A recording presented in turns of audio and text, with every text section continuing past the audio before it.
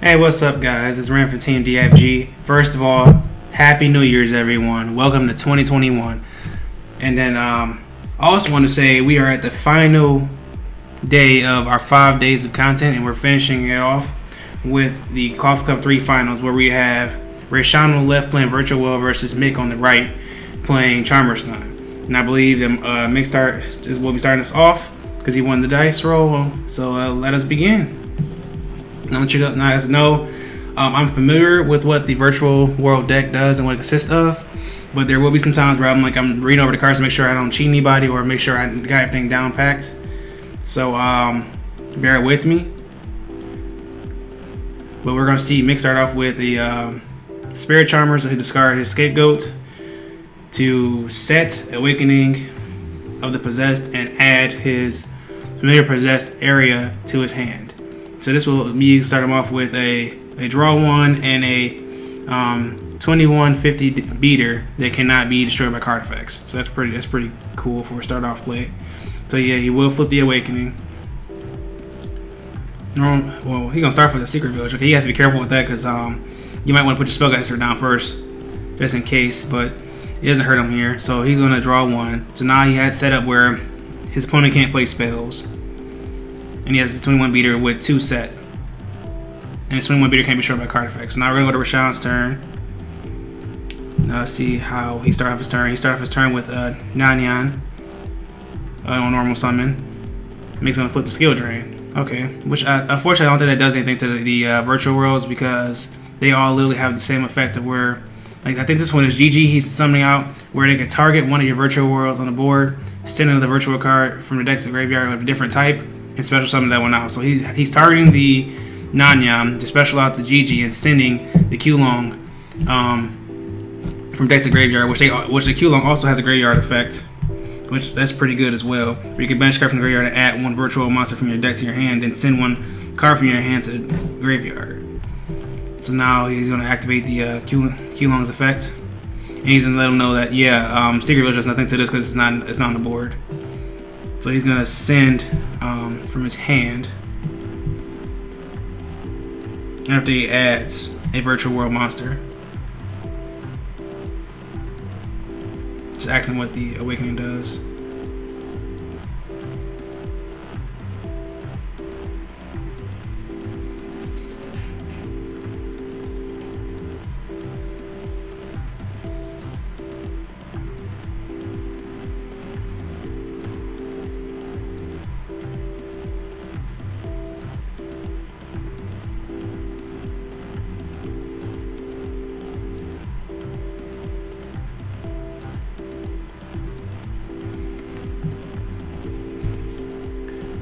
Alright, so he's going to add I believe this one is Lily. He's going to use Lily's effect. Same as the other Virtual Worlds. He's going to target one of his Virtual Worlds.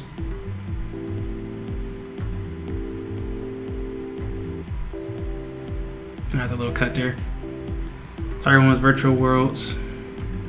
Or that's the one he sent to, someone he sent to the graveyard. My apologies. Because he already had one in hand. Okay. So he sent that Lily for the Qulong's effect. And then he's going to use the other Lily in hand to target one of his Virtual Worlds on the board, sending his Chuchi to the graveyard, which is a really great trap card. Boosts decrease or boost the levels and ranks of his monsters by 3. Then when it's on the board, it can shuffle back 2 of his banished cards and destroy 1 card on the field. So that's pretty good.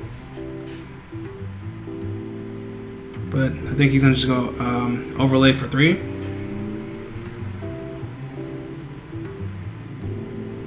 Or he's probably thinking better of that. Yeah, he's going to use his Chuche to level modulate. So it's going to be 2 6s, I believe.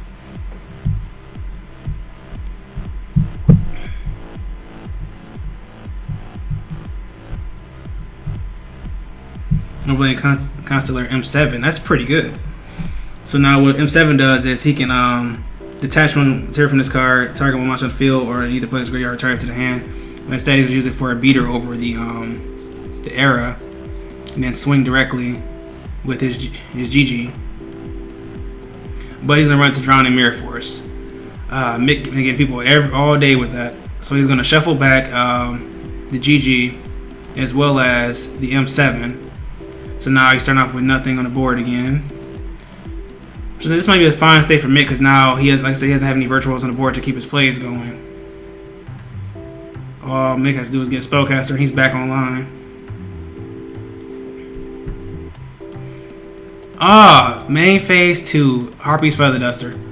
You hate to see it, folks. You hate to see it. So now Mick starts off with nothing on his next turn. So we're gonna pass Mick's turn, tops deck a Super Poly.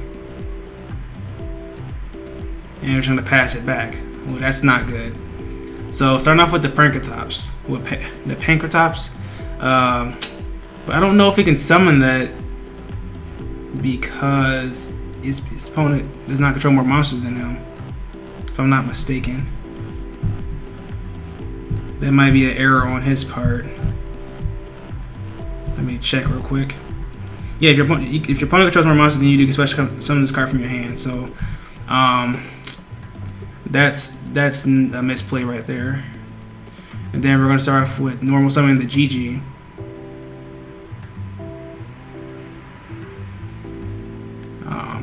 In response, we're going to Super Poly. I think it's 2 Earth, so I think it's the Mud Dragon right here. But yeah, I don't think that Pankratops was supposed to be summoned. But some people tend to forget that. They think it's just, oh yeah, I control the same or less monsters than you, so special summon this. When it's actually just, no, your opponent has to have more monsters than you in general. Like if it's 0 to 0, that's not more than you. But we're gonna get the effect of, I think, this Nanyan in graveyard. Allows him special summon out one of his virtual worlds from graveyard. And from here, he's gonna use Lao Lao, targeting his Nanyan, to send a King Long and special it. That's why the virtual worlds are so good. They literally all have the same effect. They literally just target one of your other virtual worlds on the board. It can be a spell trap, monster, doesn't matter. And send a different type to the graveyard, special that out for free. And it's all 6s and 3s. So you imagine what this deck can do. We're just discussing his plays and trying to, I guess, make sure I can get a better understanding of the deck. And then summons out a Lily.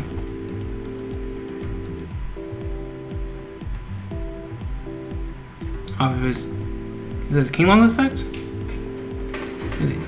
Yeah, I think it was King Long effect to add a virtual will and send one from the hand to graveyard. So now we're going to, what are we doing now? We're link summoning? Synchro summoning?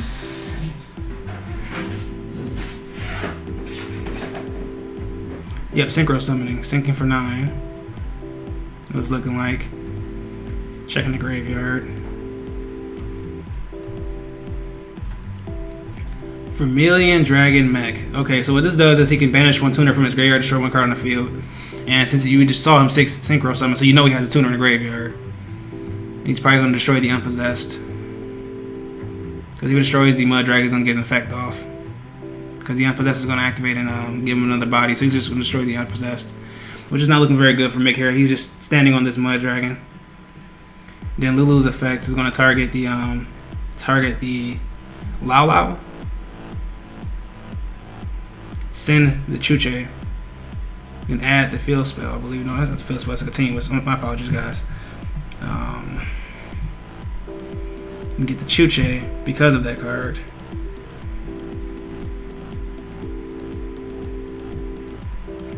I know it's a horrible commentary, guys. I know. Like I said, I'm trying to get a Easter deck myself. Like I'm aware of its existence and what it does, but what do the cards do intricately to get plays going? That's where I'm a little stumped at. For those who about to have my head, the normal spell that he had played was Virtual World City Kulun, which allows him to place one card from his deck face up in his spell or trap zone, which was why you got the Chuche. And then you apply effects in the sequence of a number of virtual gate cards you control, which he only had one though, so that's why he only got the one effect off. With the Chuche, that allows him to, you know, have a recursion, stuff like that. But the game is over anyway, yeah, because Mick didn't really have anything. But we're gonna go to game 2. Like a couple missteps in that first game. But in the end, I don't think the Pankratops mattered too much because they ended up getting super probably away anyway. Yeah, the 26 damage was something that really could have been negated. But in the end, Mick didn't have anything at all to get his plays going. So I'm like, in the end, I think that was just he was outpaced and outgrinded by the Virtual World deck, especially with the Harpy's Feather Duster to start off the game. That was pretty powerful. Because to see that in the main is what surprised me most. That's how Virtual was a combo deck that really just wants to get this combo going. But if it can, have a couple cards to clear your back or clear your problem cards away and do their actual combo, that's pretty good. And the crazy part is, like, as the time records video, if I'm not mistaken, they only have like one expensive card in the deck. One expensive card. I think that's Lulu. Correct me if I'm wrong, but I think Lulu was probably the only expensive card in the deck. I know it's probably within a reasonable grasp if you're trying to pick this deck up. So this is in fact one of the best decks in the format right now. So and it's brand new, so it's going to be some more support. So if you can, I advise you to pick this deck up. But checking out the prices, the most expensive card in the deck is Lulu, and she is around $20. And after that is literally Shin, which is a synchro monster. You only play like one or two of that, if I'm not mistaken. So that's like a $6 card. Everything else after that is budget. It's literally everything else is under $1. So my advice to you: pick up Virtual Worlds while you can. You want to summon out VFD with the easiest of ease. You want to sit here and just spam the board because you control a virtual monster? Play the deck. Get this deck while you can. But enough of my jibber jabbing. We're going to go and move into game 2. I think Mick's gonna go first again. Well, I don't blame you because like top decking that one of is not high. The possibility is not high of him getting a Harpy Feather Duster again in a I believe it's like 43 card deck. Let me double check, because I should have been talking about side deck while I was doing all this talking about the Virtual Worlds. No, he has a 40 card deck, so he has a 140 chance of getting the Harpy's Feather Duster against. He might just like, forget, I'm going to go first again, unless you got Light Storm EV match or something like that. Which in his side deck, I do not see those cards. I don't see those cards in his side deck. So what you see is what you get. So we're going to normal summon the Hita in set 3. We're going to pass turn to... Wow, are you kidding me? Top deck of the Feather Duster. And there's the Judgment. Okay, he has a Judgment to stop it this time. It only puts him at half his life, though, unfortunately. But Summon Limit is very, very good against this deck. Very, very good. He only gets 2 summons. Wow, but the Pankratops in hand. What a top deck. What a guy. Pankratops is going to get rid of the summon limit, the Q-Long. Then he has the GG target the Q-Long to send. Is that Lulu or Nan-Nan? I think it's Nan-Nan from deck to graveyard. No, it's Nan-Nan.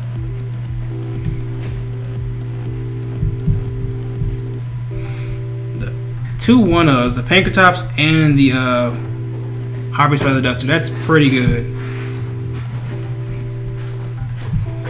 I'm just checking to see what real quick what Q-Long does while it's on the board. While it's on the board, you can banish one Virtual World card from your graveyard, then target one face of monster on the field, negates effects at the end of this turn. Even if this card leaves the field. Alright, so it's a 1-for-1 negate. But now we're gonna go off from here. And I think we're going to sink for 6.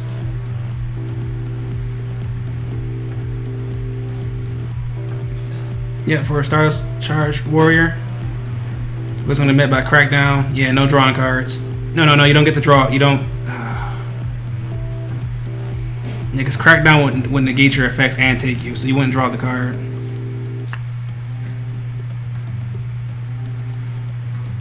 Yeah, we're going to move on. Lao targeting the Q-Long.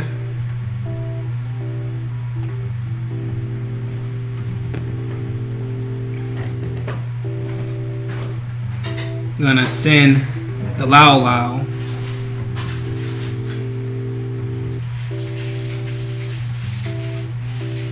Sorry you guys hear anything in the background. Like I was ignoring it at first, but I know it's a lot of sound back there. That's just Bunny starting her day because it's the AM over here in the 313. So.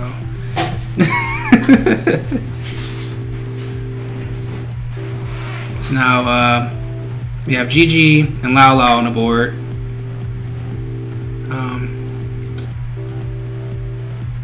Just ask them what their effect stuff are. Try to figure things out.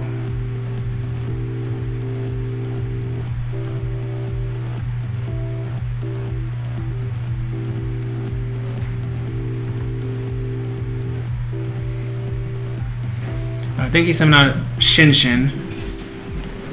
If I'm not mistaken, that's Shin Shin. Which has a pretty good effect itself too. Now, if I'm not mistaken, I believe this one is a Macro Cosmo-wise on the board.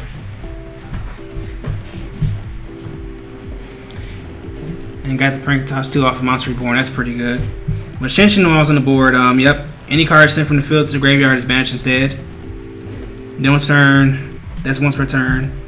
You can use one of these following effects. When your monster declares an attack, you can return one banished monster from your opponent to the opponent's to the owner's graveyard, and then during your main phase, you can banish this card or banish two other monsters from your graveyard with different types and attributes from each other, especially on this card from the graveyard. So it has a way to recur itself.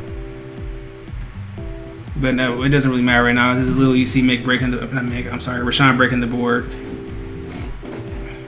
Because that Monster Reborn, like he drew all those one-ofs. That's pretty good. Though I fear that maybe one of the one-ofs that he drew, the Monster Reborn, may have been off the Stardust Charge Warrior, which he wasn't supposed to draw, but it's a misstep. It happens. Because one thing you guys have to take for granted is the fact that I can see everything now via camera, and I can see her pause, replay, and also see everything. So I'm gonna pick up on everything it happens, and I'd rather me pick up on it than you guys hammer us like, yeah, you didn't notice this, that, and the other. Like, don't worry, I noticed it all. I'm gonna sit here and make it known in the video. So like, yeah, don't worry, we caught it. So he's gonna end phase. He's going to Pankratops the trap card away. That's why it's so good. It's at 1 for a reason. But it's not looking very good for Mick, I'm gonna be honest here. It's way too much advantage for the Virtual World player. And now he has the Lulu being summoned. Then he's gonna go ahead and get rid of both of those. For who's that? Final Sigma? Unaffected by other card effects on the board. And then we're swinging for lethal. I think this is over, guys. Yeah, remember to like, share, comment, subscribe, and catch your next video. Peace. Hey everyone, it's Bunny from Team DFG. Thanks for watching this video, and remember to like, share, comment, and subscribe for more content. Thanks again for watching, and see you guys in the next video.